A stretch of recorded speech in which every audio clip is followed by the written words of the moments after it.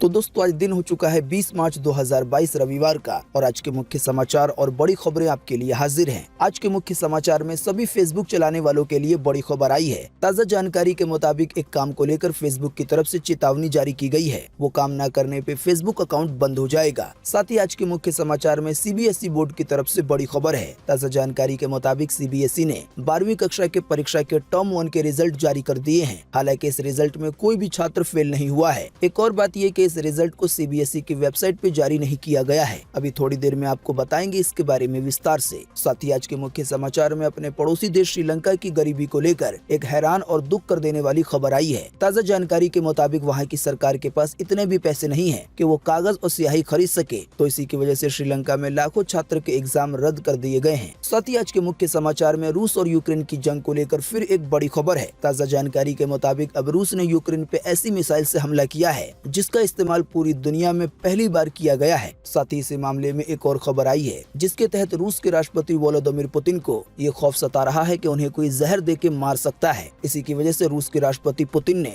लगभग अपने 1000 personal staff को नौकरी से हटा दिया है। इन स्टाफ में खाना बनाने वाले, कपड़े धोने वाले तक शामिल हैं। साथ ही आज के मुख्य समाचार में बिहार में हुए एक भयंकर दंगे को लेकर बड़ी खबर है। ताज़ा जानकारी के मुताबिक इस बवाल में गाँव वालों ने पूरे थाने को ही जला दिया। साथ ही में पुलिस वालों को दौड़ा दौड़ा कर पीटा। अभी इन सभी खबरों की जानकारी आपको बताएंगे विस्तार से। साथ ही में आज के मुख्य समाचार में स्कूलों में श्रीमद् भगवत गीता पढ़ाने को लेकर अब विवाद शुरू हो गया है। इस मामले में एक आध बयान ऐसा भी आया है जिसमें ये कहा गया है केवल श्रीमद् भगवत गीता ही क्यों, दूसरे धर्मों की किताब यानी कि कुरान और बाइबल को भी पढ़ाना चाहिए। साथ ही आज के मुख्य समाचार में कोरोना वायरस को लेकर पूरे देश को एक खुश कर देने वाली खबर आई है। इसके अलावा आज के मुख्य समाचार में देश के प्रधानमंत्री यानी कि नरेंद्र मोदी की तरफ से एक बड़ी खबर आई है जिससे पूरे देश का फायदा हो सकता है। दोस्तों आज के मुख्य समाचार में कई और बड़ी खबरें हैं जो कि सीधे आपके काम की हो सकती हैं। इसी की वजह से वीडियो को थोड़ा सा भी ना भगाएं और देखें ध्यान से आखिर तक ताकि कोई भी जानकारी मिस ना हो। वीडियो में बढ़े आगे इससे पहले बस आपसे एक छोटी सी रिक्वेस्ट है कि वीडियो को लाइक कर दें और शेयर कर दें, क्योंकि आपका लाइक और शेयर करना ही होता है हमारी मेहनत का फल। तो आइए बिना देर किए चलते हैं सीधे आज की पहली बड़ी खबर की तरफ।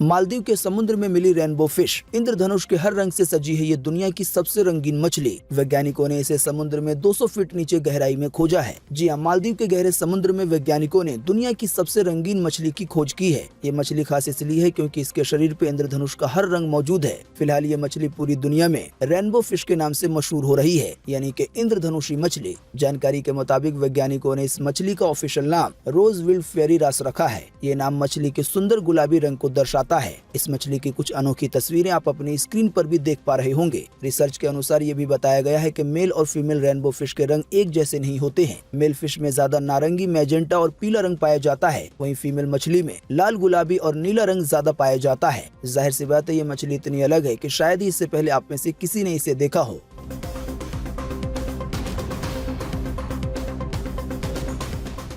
एफबी यूजर के लिए जारी की गई चेतावनी, फेसबुक प्रोटेक्ट चालू नहीं किया तो बंद हो जाएगा अकाउंट। जी हाँ, सोशल मीडिया प्लेटफॉर्म पे कई लोग शिकायत कर रहे हैं कि वो अपने फेसबुक अकाउंट में लॉगिन नहीं कर पा रहे हैं। इन यूजरों को कहा गया है कि जब तक ये फेसबुक प्रोटेक्ट को चालू नहीं करेंगे तब तक वो अपने अकाउंट को एक्सेस नहीं कर पाएंगे। जानकारी के मुताबिक फेसबुक ने पिछले साल सितंबर में फेसबुक प्रोटेक्ट को टेस्टिंग फेज में निकालकर ग्लोबली रोल आउट किया था। फेसबुक का कहना है कि ये एक सिक्योरिटी प्रोग्राम है जो यूजर के फेसबुक अकाउंट को सेव करने में मदद करता है। फेसबुक का कहना है कि ये खास तौर पे उन यूजर के लिए है जो हैकर्स यानी कि ऑनलाइन ठगी करने वालों का निशाना बन सकते हैं। इनमें पत्रकार, सरकारी कर्मचारी के अलावा कई लोग शामिल हो सकते हैं। इसी की वजह से अब फेसबुक की तरफ से ये ऐलान किया गया है कि जो भी लोग अपने फेसबुक प्रोटेक्ट को चालू नहीं करेंगे उनके अकाउंट को बंद कर दिया जाएगा। हालांकि आपको बता दें ये चालू करना काफी ज्यादा आसान है। फेसबुक प्रोटेक्ट को चालू करने के लिए सबसे पहले आपको फेसबुक अकाउंट की सेटिंग में जाना होगा। यहाँ पे आपको सिक्योरिटी एंड लॉगिन का ऑप्शन मिलेगा। इस पे टैप करने के बाद आपको लिस्ट में फेसबुक प्रोटेक्ट नाम से एक ऑप्शन मिल जाएगा। इस पे क्लिक करने के बाद आपको कुछ स्टेप बताए जाएंगे, बस आपको उसे फॉलो करना है और आपका फेसबुक प्रोटेक्ट ऑन हो जाएगा। तो जो भी लोग फेसबुक चलाने वाले हैं वो इसे ऑन कर ले, वरना हो सकता है कि आने वाले दिनों में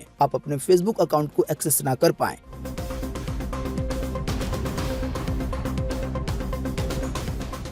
सीबीएसई ने जारी किया 12वीं टर्म 1 का परीक्षा रिजल्ट। आइए बताएं कहां और कैसे चेक कर सकते हैं। जी हां, केंद्रीय माध्यमिक शिक्षा बोर्ड यानी कि सीबीएसई ने 12वीं कक्षा की टर्म 1 की परीक्षा के परिणाम जारी कर दिए हैं। हालांकि इस बार का ये परिणाम संबंधित स्कूलों को ईमेल के द्वारा भेजा गया है। स्कूल ही परिणाम डाउनलोड करके छात्रों को सौंपेंगे। आसान सी भाषा में कहें तो जो ये इस बार के टर्म 1 का रिजल्ट जारी किया गया है, ये सीबीएसई की ऑफिशियल वेबसाइट पे आपको देखने को नहीं मिलेगा। सीबीएसई ने जो संबंधित स्कूल है उसको ईमेल के जरिए छात्रों के रिजल्ट को भेज दिया है। अब स्कूलों की तरफ से पहले परिणाम को डाउनलोड किया जाएगा, फिर छात्रों को दिया जाएगा। आसान सी भाषा में ऐसे भी कह सकते हैं कि आप जिस स्कूल में पढ़ते हैं उसी स्कूल की तरफ से आपको रिजल्ट दिया जाएगा। वैसे जो छात्र नहीं जानते उन्हें हम बता दें कि सीबीएसई के टर्म 1 के परीक्षा के रिजल्ट में कोई भी छात्र फेल नहीं हुआ है। साथ ही आपको बता दें ये कोई फाइनल रिजल्ट नहीं है। सीबीएसई बोर्ड की तरफ से बताया गया है कि टर्म 2 के परीक्षा हो जाने के बाद टर्म 1 और टर्म 2 के अंकों को मिला के रिजल्ट तैयार किया जाएगा। यानी कि टर्म 2 की परीक्षा के बाद जो रिजल्ट जारी किया जाएगा वो सीबीएसई की ऑफिशियल वेबसाइट पे आएगा और उसी में पता चलेगा कि कौन सा छात्र फेल हुआ है और कौन सा पास हुआ है। इसके अलावा और ज्यादा जानकारी के लिए आप सीबीएसई की ऑफिशियल वेबसाइट को विजिट कर सकते हैं।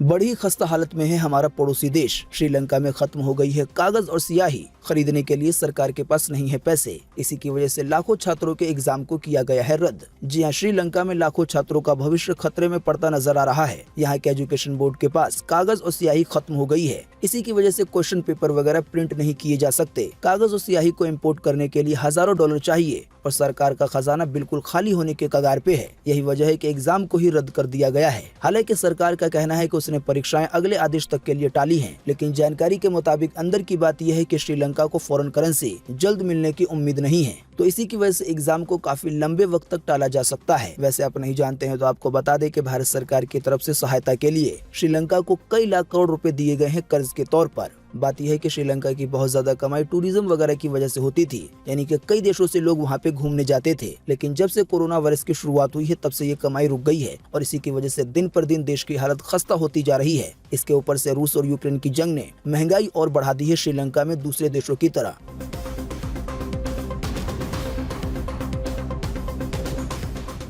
रूस के राष्ट्रपति व्लादिमीर पुतिन को सता रहा है हत्या का डर। जहर देने के खौफ के चलते 1000 पर्सनल स्टाफ को नौकरी से हटाया। खाना बनाने वाले से लेकर कपड़े धोने वाले हैं इसमें शामिल। जी हां, रूस के राष्ट्रपति व्लादिमीर पुतिन ने अपने पर्सनल स्टाफ के लगभग 1000 सदस्यों को नौकरी से हटा दिया है। दरअसल रूस के राष्ट्रपति पुतिन को डर है कि कहीं ये लोग उन्हें जहर न दे दें। जिन लोगों को नौकरी से हटाया गया है उनमें बॉडीगार्ड, कपड़े धोने वाले, खाना बनाने वाले तक शामिल है। साथ ही में निजी सचिव भी शामिल है। जानकारी के मुताबिक इन सभी को अभी हाल ही में फरवरी के महीने में हटाया गया है। हटाए गए लोगों की जगह जिन्हें रखा गया है उनके बारे में पूरी तहकीकात की गई है। साथ ही में आपको बता दें हत्या का डर का संदेह एक अमेरिकी सांसद ने जताया था। अमेरिकी सांसद लिंडसे ग्राहम ने इस महीने की शुरुआत में पुतिन की तुलना तानाशाह हिटलर से की थी। उन्होंने कहा था कि जंग को खत्म करने का एकमात्र तरीका ये है कि कोई व्यक्ति रूस के राष्ट्रपति व्लादिमीर पुतिन की हत्या कर दे। वैसे आप नहीं जानते हैं तो आपको बता दें कि रूस ने जैसे ही यूक्रेन पे हमला किया वैसे ही कई देशों ने रूस पे कड़े प्रतिबंध लगा दिए हैं, जिसकी वजह से अब रूस के लोग भी परेशान हैं। इसी की वजह से ऐसी आशंका जताई गई है कि ऐसा हो सकता है कि उनका कोई करीबी ही उनको जहर वगैरह दे दे। जाहिर सी बात है जंग शुरू करने और यूक्रेन पे हमला करने का मेन दिमाग व्लादिमीर पुतिन का है। रूस और यूक्रेन की जंग को लेकर एक और चौंकाने वाली और परेशान करने वाली खबर आई है। देखें इसकी ज्यादा जानकारी अगली खबर में।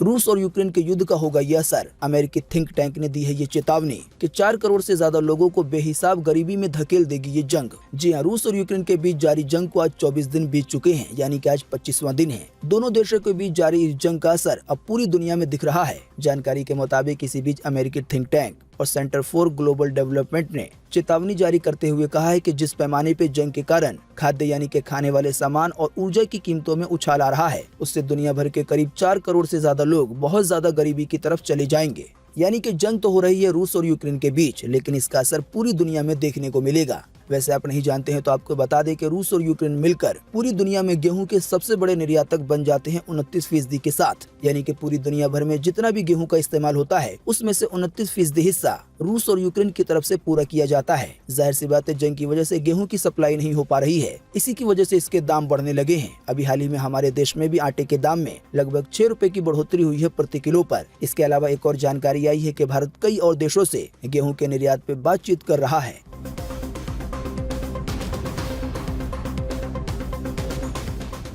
बिहार में युवक की पुलिस कस्टडी में मौत पर हो गया है बड़ा बवाल। बेतिया में गांव के लोगों ने थाने को फूंक दिया है, साथ ही में पुलिस वालों को दौड़ा दौड़ा के पीटा है। जी हां, बिहार के बेतिया में पुलिस हिरासत में एक व्यक्ति की मौत के बाद जमकर उपद्रव हुआ। गुस्साई भीड़ ने थाना और पुलिस गाड़ियों को आग के हवाले कर दिया। पुलिस कर्मियों ने जान बचाने के लिए थाना छोड़कर खेतों में दौड़ लगा दी। उपद्रव में एक पुलिसकर्मी की जान तक चली गई। इसके अलावा हमले में 10 से ज्यादा जवान घायल हो गए। बीते रोज लगभग 4 घंटे के बाद पुलिस बल के साथ मौके पे पहुंचे पुलिस अफसरों ने भीड़ को हटाने की कोशिश की। भीड़ ने दोबारा पथराव कर दिया। पुलिस ने भीड़ को हटाने के लिए लाठी चार्ज भी किया, साथ ही में हवाई फायरिंग भी की। लगभग 6 घंटे के बाद भीड़ काबू में आ सकी। दरअसल बीते रोज शनिवार दोपहर पुलिस एक व्यक्ति को गश्ती के दौरान डीजे बजाने पे थाना लेके आई थी। हालांकि पुलिस कस्टडी में उस युवक की मौत हो गई। परिजनों का आरोप है कि पुलिस ने युवक को बट से पीटा है, जिसकी वजह से उसकी मौत हो गई है। इसके बाद परिजनों के साथ हजारों की संख्या में ग्रामीणों ने यानी कि गांव वालों ने बलथर थाना को घेर लिया और उसे आग के हवाले कर दिया।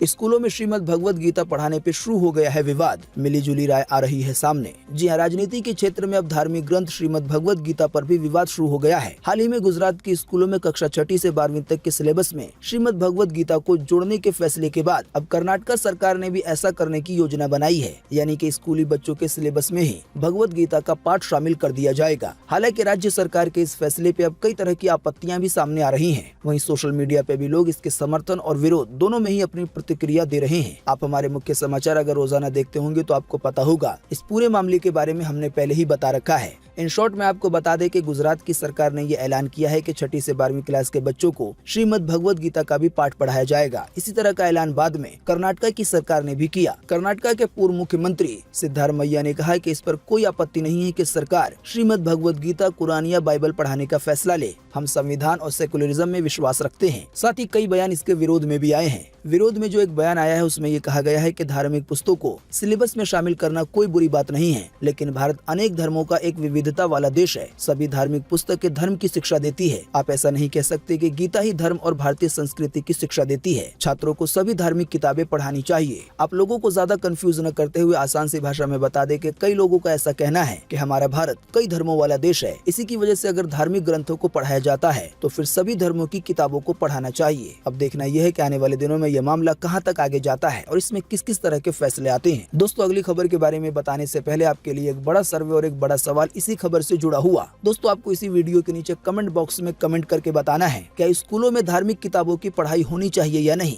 इस पर आपकी पर्सनल राय क्या है? फटाफट से आप अपना जवाब इसी वीडियो के नीचे कमेंट बॉक्स में लिख डालिए। धार्मिक किताब जैसे कि भगवत गीता, कुरान, बाइबल वगैरह। साथ ही आपको बता दें जो हमारा एक और चैनल है फूड से रिलेटेड, उस पर फिर एक नया वीडियो आ चुका है। आपको बता दें इस वीडियो में एक ऐसी रेसिपी दिखाई गई है जिसको देखने के बाद ही आपके मुंह में पानी आ जाएगा। तो अगर आप इसे देखना चाहते हैं तो इसका लिंक आपको इसी वीडियो के नीचे डिस्क्रिप्शन में मिल जाएगा। आप जाकर उसे देखें और वीडियो अच्छा लगे तो उसे भी लाइक करें और उस चैनल को भी सब्सक्राइब करके बेल के आइकन को दबाएं।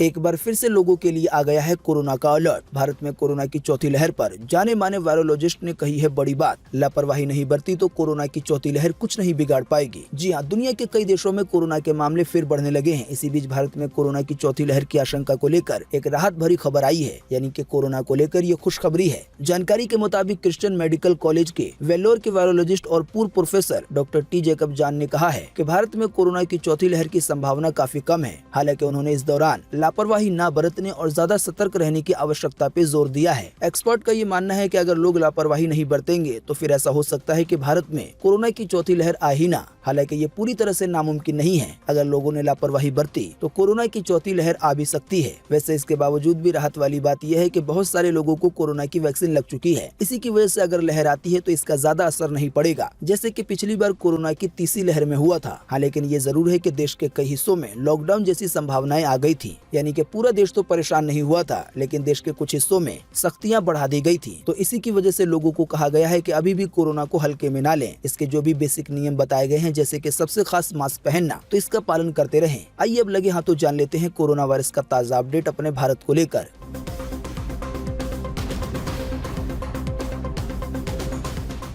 बीते रोज एक बार फिर से मिले 2000 से ज्यादा नए मामले कोरोना वायरस के। इसी दौरान एक बार फिर से 70 से ज्यादा लोगों ने गंवाई अपनी जान कोरोना की वजह से। जी हाँ, बीते रोज लगभग 24 घंटे में एक बार फिर से 2000 से ज्यादा नए मरीज मिले हैं कोरोना वायरस के। इन नए मरीजों के मिलने के बाद अब अपने देश में कोरोना वायरस के टोटल मरीजों की संख्या 4,30,06,080 हो गई है। साथ ही आपको बता दें कि इन टोटल मरीजों में से अभी तक 5,16,352 लोगों की जान जा चुकी है। जब से अपने देश में कोरोना की शुरुआत हुई है तब से लेकर अब तक। साथ ही में आपको बताते चले कि बीते रोज भी लगभग 24 घंटे में 70 से ज्यादा लोगों ने कोरोना की वजह से अपनी जान गंवाई है। लेकिन अच्छी बात ये रही कि बीते रोज लगभग 24 घंटे में 3300 से ज्यादा लोग ठीक भी हुए हैं। ठीक होने वाले टोटल लोगों की संख्या अब 4,24,61,926 हो गई है। यानी कि इतने सारे लोग टोटल मरीजों में से ठीक हो चुके हैं। बाकी इसके अलावा जो लोग बचे हैं, जिन लोगों का अभी भी इलाज चल रहा है, उनकी संख्या अब हमारे भारत में 27,802 हो गई है। यानी कि अभी भी पूरे देश में 27,802 कोरोना के मरीज हैं।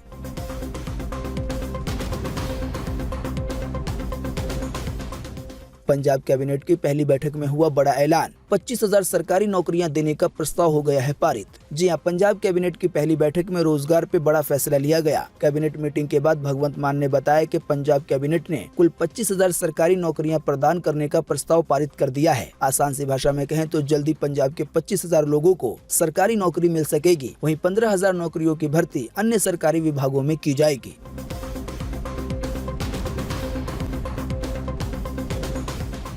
पीएम मोदी से मुलाकात के बाद जापानी पीएम का बड़ा ऐलान, कहा भारत में अगले 5 साल में लगभग 3.25 लाख करोड़ रुपए का निवेश करेगा जापान। साथ ही यूक्रेन मसले के शांतिपूर्ण समाधान पे दिया गया है जोर। जी हां, जापान के प्रधानमंत्री फूमियो किशिदा ने भारत में बड़े इन्वेस्टमेंट का ऐलान किया है। किशिदा ने बताया है कि जापान अगले 5 सालों में भारत में लगभग 3.25 लाख करोड़ रुपए का निवेश करेगा। आप नहीं जानते हैं तो आपको बता दें, जापान के प्रधानमंत्री फूमियो किशिदा बीते शनिवार को 2 दिन के भारत दौरे पे आए हैं। जापानी पीएम ने पहले दिन यानी कि बीते शनिवार को दिल्ली स्थित हैदराबाद हाउस में पीएम मोदी से मुलाकात की। इस दौरान दोनों के बीच कई मसलों पे बात हुई। इसके बाद दोनों ने 14वें भारत जापान वार्षिक शिखर सम्मेलन में हिस्सा लिया। सम्मेलन के बाद पीएम मोदी ने कहा कि जापान के पीएम हमारे पुराने मित्र हैं। जापान के प्रधानमंत्री बनने के बाद फूमियो किशिदा का ये पहला भारत दौरा है और पहली बार ये पीएम मोदी से मिल रहे हैं। जापान के प्रधानमंत्री के ऐलान के बाद पीएम मोदी ने भी इसकी जानकारी दी कि जापान के पीएम की तरफ से ये ऐलान किया गया है कि वो भारत में अगले 5 साल में लगभग 3.25 लाख करोड़ रुपए का निवेश करेंगे।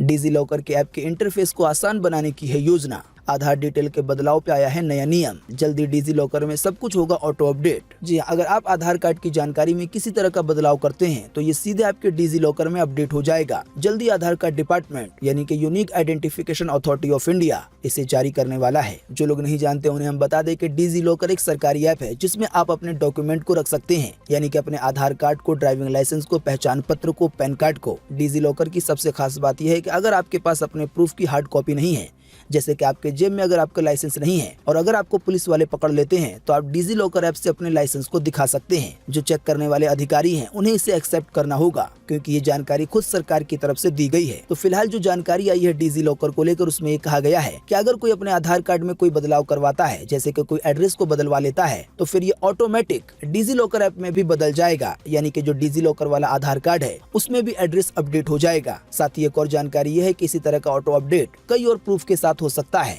जैसे कि ड्राइविंग लाइसेंस, पैन कार्ड वगैरह के साथ भी।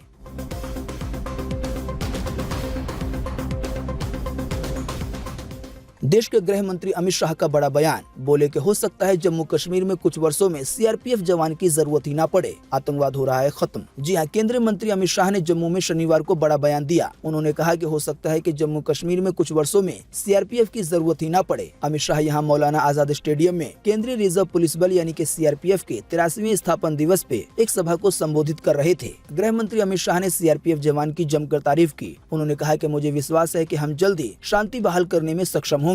तो इसी संबोधन के दौरान उन्होंने कहा कि आने वाले वर्षों में ऐसा हो सकता है कि जम्मू कश्मीर में आतंकवाद इतना कम हो जाए, जिसका आसान सा मतलब यह है कि जम्मू कश्मीर में आने वाले वर्षों में आतंकवाद इतना कम हो जाएगा कि सीआरपीएफ जवान की जरूरत ही नहीं पड़ेगी। साथ ही अमित शाह ने कहा कि पीएम मोदी ने भारत को $5 ट्रिलियन की अर्थव्यवस्था बनाने का लक्ष्य रखा है। साथ ही गृह मंत्री अमित शाह ने ये भी कहा कि हम सीआरपीएफ को आधुनिक हथियारों से लैस करने की दिशा में काम कर रहे हैं। आसान सी भाषा में कहें तो अपने देश के जवानों को कई आधुनिक हथियारों से लैस किया जाएगा।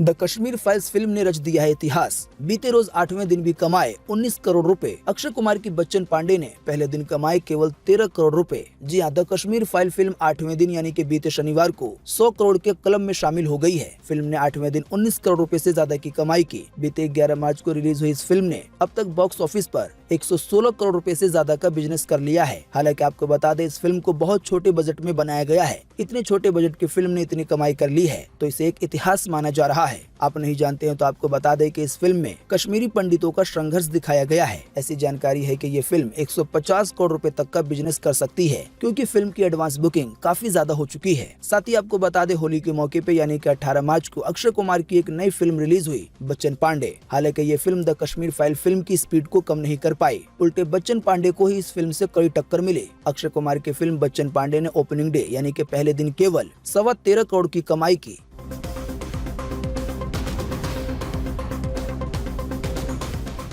फिल्म द कश्मीर फाइल्स के बाद कंगना रनौत विवेक अग्निहोत्री ने मिलाया हाथ। जल्दी दोनों मिलकर बना सकते हैं एक नई फिल्म और कर सकते हैं इसका ऐलान। जी हां, द कश्मीर फाइल अभी भी लोगों की पहली पसंद बनी हुई है। आम लोगों के अलावा कई बड़ी बड़ी हस्तियां भी इस फिल्म की तारीफ कर रही हैं। हालांकि कई लोगों की तरफ से ये भी कहा जा रहा है कि फिल्म में पूरी तरह से सच नहीं दिखाया गया है। जैसे कि अभी हाल ही में जम्मू कश्मीर के पूर्व मुख्यमंत्री ने बताया कि फिल्म में कई सच्ची बातें नहीं दिखाई गई हैं। फिलहाल इन सब बात को साइड करके आपको बताएं, मीडिया रिपोर्ट के मुताबिक द कश्मीर फाइल के हिट होने के बाद कंगना और विवेक अग्निहोत्री जल्द ही एक बड़े प्रोजेक्ट के लिए हाथ मिला सकते हैं। यानी कि कंगना रनौत और द कश्मीर फाइल फिल्म के जो निर्देशक हैं विवेक अग्निहोत्री, ये दोनों मिलकर एक नई फिल्म बना सकते हैं। रिपोर्ट में दावा किया गया है कि कई बार दोनों की मुलाकात हो चुकी है और जल्दी नई फिल्म का ऐलान हो सकता है। दोनों की तरफ से कई आइडियो पे विचार किया जा रहा है।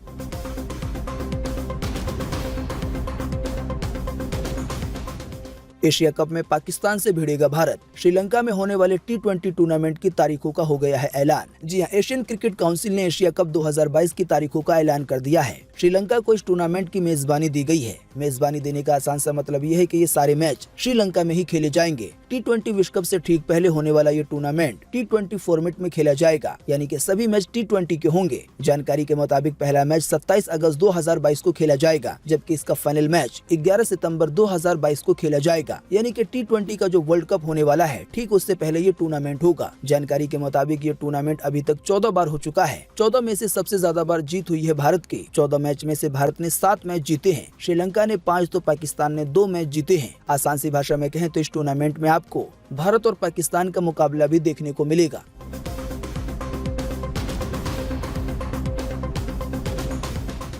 रूस और यूक्रेन की जंग का आज है 25वां दिन। रूस ने यूक्रेन पे दागी हाइपरसोनिक मिसाइल। दुनिया में पहली बार हुआ है ऐसी मिसाइल का इस्तेमाल। जी हां, रूस ने कहा है कि उसने अपनी न्यूनतम हाइपरसोनिक मिसाइल किंजल का इस्तेमाल करके यूक्रेन में एक मिसाइल और हवाई उपकरण भंडार को नष्ट कर दिया है। जानकारी के मुताबिक दुनिया की किसी भी लड़ाई में पहली बार किसी हाइपरसोनिक मिसाइल का इस्तेमाल किया गया है। जानकारी के मुताबिक रूस के हमले की वजह से यूक्रेन में लोगों के मरने का सिलसिला अभी भी जारी है। इसका ताज़ा अपडेट देखें अगली खबर में।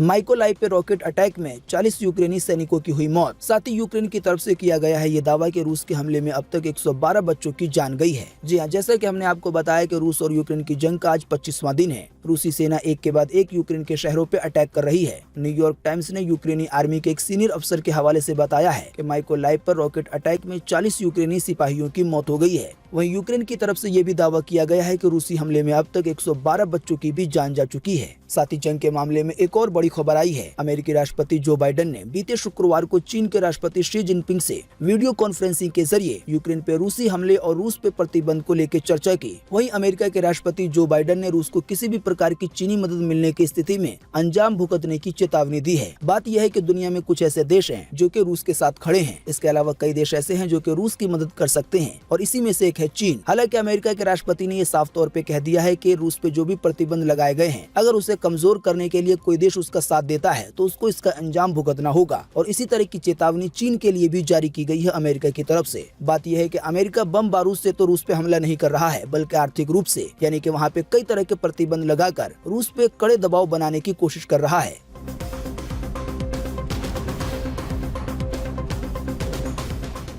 फिल्म सालार के सेट पे घायल हुए एक्टर प्रभास, डॉक्टरों को करनी पड़ी है एक सर्जरी। जी हां, साउथ सुपरस्टार प्रभास को लेकर एक बड़ी खबर सामने आई है। फिल्म सालार की शूटिंग के दौरान वो घायल हो गए। मीडिया रिपोर्ट के अनुसार उन्हें अस्पताल में भर्ती करना पड़ा। बताया जा रहा है कि उनकी एक छोटी सी सर्जरी भी की गई है। फिलहाल प्रभास खतरे से बाहर हैं और पूरी तरह से ठीक हैं। सर्जरी के बाद प्रभास को कुछ दिनों के लिए आराम करने के लिए कहा गया है। रिपोर्ट्स की माने तो डॉक्टरों ने आगे की जांच तक के लिए उन्हें बेड रेस्ट की सलाह दी है, यानी कि काम को छोड़ के आराम करें।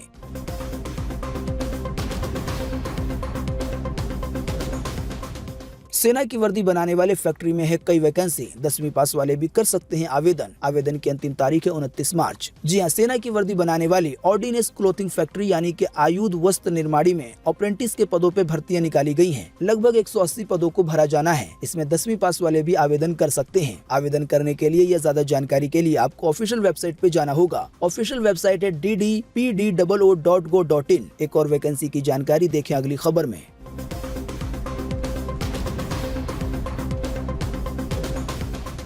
राजस्थान में 12वीं पास के लिए 1000 से ज्यादा पदों पे निकली है वैकेंसी। आइए बताएं इसकी भी अधिक जानकारी। जी हां, राजस्थान कर्मचारी चयन बोर्ड राज्य के माध्यमिक विद्यालय, कॉलेज वगैरह में लैब असिस्टेंट की भर्ती कर रहा है। आवेदन की प्रक्रिया शुरू होगी 25 मार्च से और ये चलेगी 23 अप्रैल तक। इसमें आवेदन करने के लिए या इसकी ज्यादा जानकारी प्राप्त करने के लिए आपको इसकी ऑफिशियल वेबसाइट पे जाना होगा, जो है rsmssb.rajasthan.go.in। वैकेंसी से जुड़ी और ज्यादा जानकारी लिखित रूप में आपकी स्क्रीन पे भी दिखाई जा रही है। आप चाहे तो इसे भी वीडियो को रोक रोक के पढ़ सकते हैं। तो दोस्तों, आज 20 मार्च 2022 की यही बड़ी खबरें और मुख्य समाचार थे। उम्मीद करते हैं इससे आपको काफी कुछ जानकारी मिली होगी। हम बस इसके बदले में आपसे इतना ही चाहते हैं कि आप इस वीडियो को लाइक कर दें और शेयर कर दें, क्योंकि आपका लाइक और शेयर करना ही होता है हमारी मेहनत का फल। वीडियो देखने के लिए आपका बहुत बहुत धन्यवाद। Thanks for watching.